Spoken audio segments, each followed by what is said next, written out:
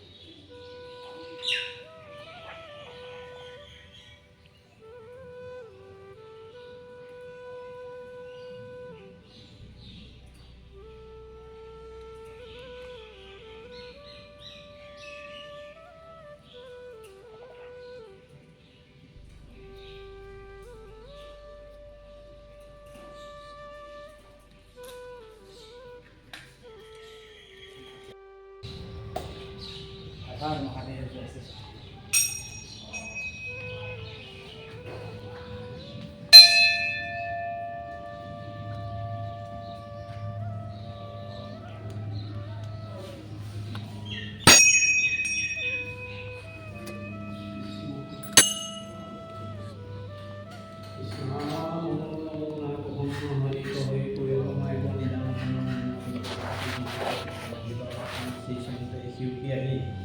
বন দেৱতাক দৰ্শন কৰি অভয়াৰণ্য ভাবি তোমাৰ শ্ৰীচৰণত প্ৰণামত হৈছে।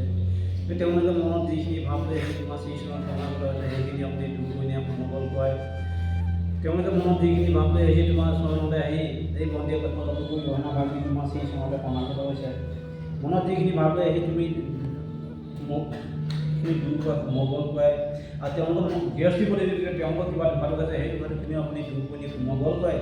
আগলৈ এনেকৈ তোমাৰ সংখ্যা শক্তি দি ভক্তি বঢ়াই কৰিলা কিবা হৰি হৰিওম বাবা শ্ৰীশংকৰ হৰিওম হৰিওম ওম নমঃ শিৱায় ওম নমঃ শিৱায় ওম নমঃ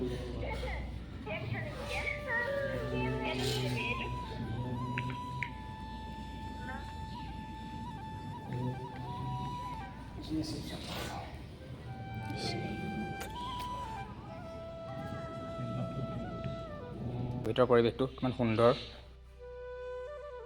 বনাই ৰাখিছে। হৰ হৰ মহাদেৱ, জয় শিৱ শম্ভু।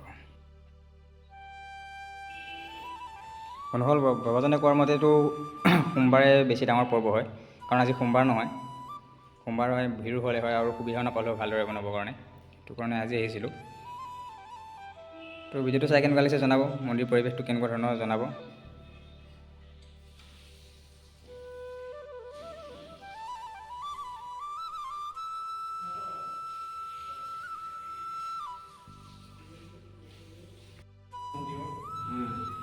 আমি ধৰা এতিয়া যিমান বছৰ পাওঁ আমি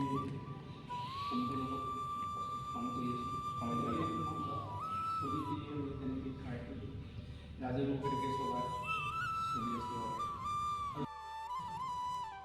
বাৰু। বন্ধুসকল, দৰ্শন কৰি ওলালোঁ ভিতৰৰ পৰা। এতিয়া আপোনালোকক বাহিৰৰ পৰিৱেশটো দেখাব চেষ্টা কৰিম। মন্দিৰৰ সন্মুখতে সোমাওঁতে আছে নন্দী, মহাদেৱৰ বাহন নন্দী বিৰাজমান কৰি আছে। প্ৰথমে নন্দীৰ ওচৰত সেৱা কৰিব লাগিব, তাৰপিছত ভিতৰত গৈ আশীৰ্বাদ ল'ব লাগিব।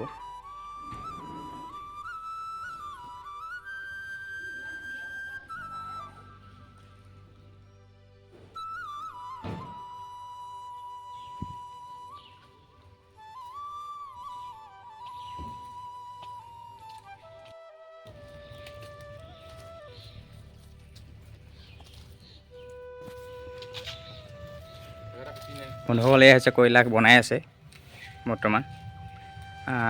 গুহাৰ ভিতৰতে সোমাই যাব লাগিব, সুন্দৰকৈ বনাই আছে আৰু বনাই আছে, হোৱা নাই ৰেডি। তো তথাপি দেখাইছোঁ, যেতিয়া হ'ব তেতিয়া আৰু ভাল লাগিব ৰেডি হোৱাৰ পিছত।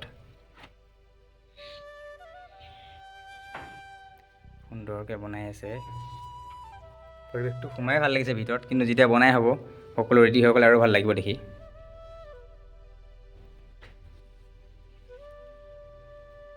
শ্ৰীকৃষ্ণ গোবৰ্ধন পৰ্বত ৰহি থকা মূৰ্তি বনাইছে।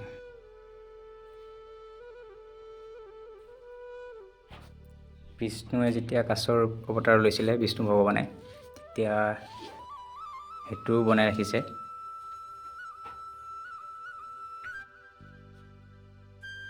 সুন্দৰভাৱে বনাই ৰাখিছে বন্ধুসকল। যেতিয়া বনাই ৰেডি হ'ব আৰু সুন্দৰ লাগিব দেখি বৰ্তমান। আৰু বাকী বাহিৰত আৰু দেখাবলৈ গৈ থাকিম আপোনালোকক। ওলাইছোঁ ভিতৰৰ পৰা।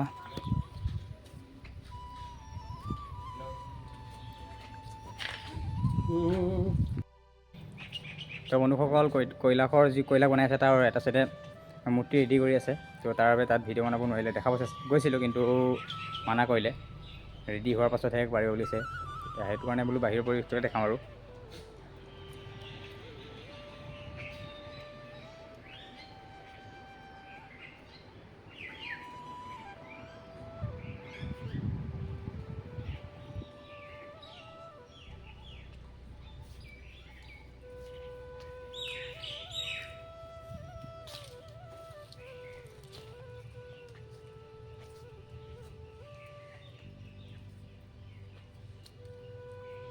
ত্ৰিকাল ভৈৰৱ।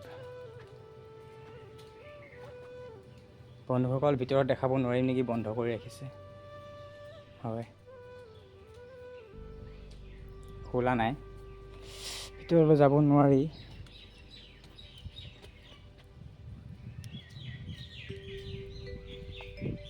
চৌহদটো মানে পৰিৱেশটো সুন্দৰ হৈছে, ঠাণ্ডা আৰু ডাঙৰ ডাঙৰ গছেৰে ভৰি আছে।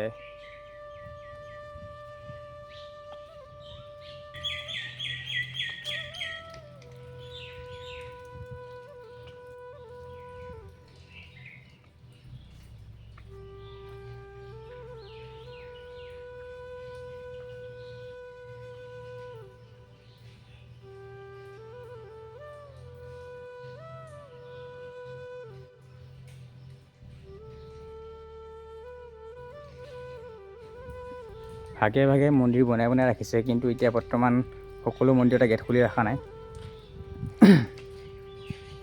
বাহিৰৰ পৰাই দেখাইছোঁ।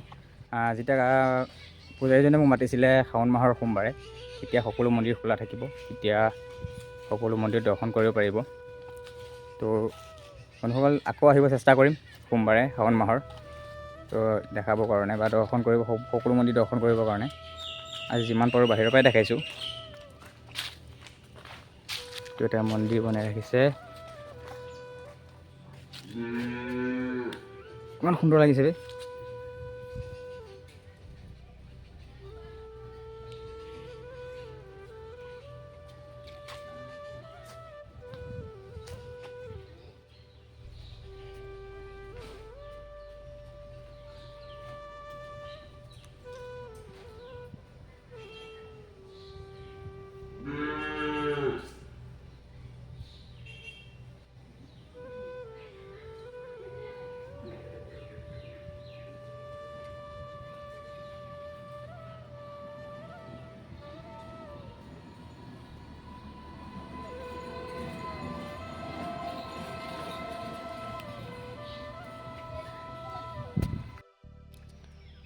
বন্ধুসকল, ভিডিঅ'টো বৰ্তমান আজিলৈ ইমানটা সামৰণি মাৰিছোঁ। আশা কৰিছোঁ মোৰ ভিডিঅ'টো চাই ভাল পোৱা আৰু লাইক কমেণ্ট কৰি জনাব ভিডিঅ'টো চাই কেনেকুৱা পালে। যিসকলে মোৰ চেনেলটো নতুনকৈ আছে তেওঁলোকে এটা ছাবস্ক্ৰাইব কৰি আগতে মোক সহায় কৰিব, আৰু যিমান পাৰে শ্বেয়াৰ কৰি দিয়ক, বেয়া নাপায় যদি। মোক আগতে সহায় কৰিব আৰু ছাপোৰ্ট কৰিব। তাৰ বাৰু আজিলৈ ভিডিঅ'টো ইমানটা সামৰণি মাৰিছোঁ। Bye bye.